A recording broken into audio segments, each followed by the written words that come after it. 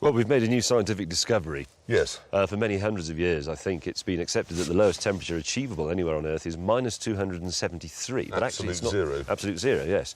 But it's not true, No. as it turns out. No, Jeremy. it was minus 299 in my tent last Yeah. night.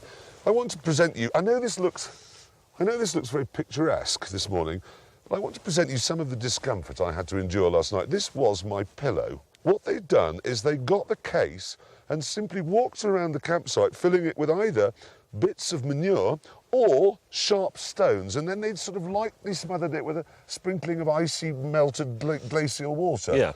And that was my pillow. This was my sleeping bag, my comedy Indian sleeping bag. So you do the zip up, but it remains open.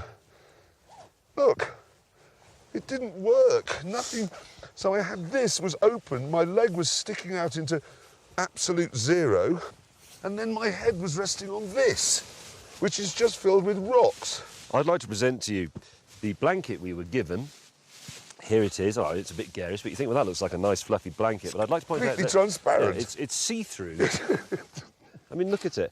And that was all we got, plus a supposed mattress that was, as far as I could tell, just one of these rocks that they put the tent on.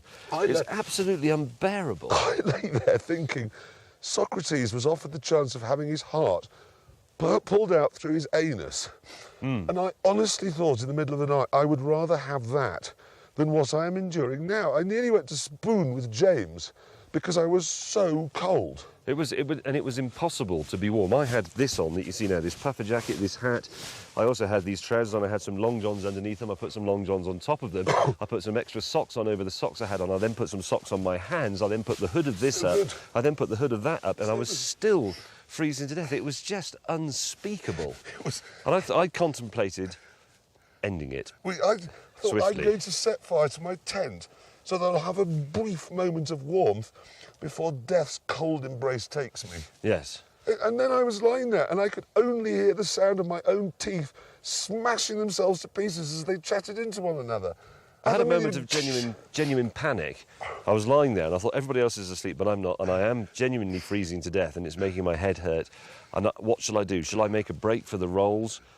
What if I can't find it in the dark? And what if I can't find the rolls or the keys onto it and I then can't find my way back to my tent? And then you trip over a guy rope. Yep. Because that's the other thing about tenting. The campsite is littered with excrement and rope, so you trip over a rope with face first in excrement. Yep.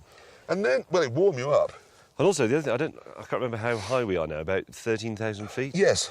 It's the air at night is very cold, but it's also very thin. So you'd be curled up and you'd get into a sort of fetal position, still, you know, not trembling with the cold, but vibrating like a badly tuned diesel dumper truck. No, he's right. You But then you think, I'm going to turn over the other way and see if I can wrap myself up more. And the effort of doing that left me so breathless, I thought, I am actually going to suffocate. I have to get down the mountain where it will be warmer and I can breathe. You can't. And why are the sleeping bags, why are they shiny on the outside? So you put the blanket on it and it just falls straight, well, blanket, the lace curtain on it, it falls straight off. Why, and this is a deadly serious question because I want somebody to answer it, do we have this vogue for a sleeping bag that is effectively mummification? Why, I mean, when I was a boy, a sleeping bag was rectangular and you could move around inside it and take a book inside it and a torch and things like that. But this is, you just wake up in the night thinking, somebody's come into my tent and performed some strange bondage act on me. I can't move my arms. I wanted to Minus get up 299. and kill Hammond. I mean, kill him. Kill him. I was just quick and stab him in the heart because he made me go through hell. I think we need to get some scientists up here to investigate this phenomenon of the lower temperature than we thought was possible. It was lower. My tent was...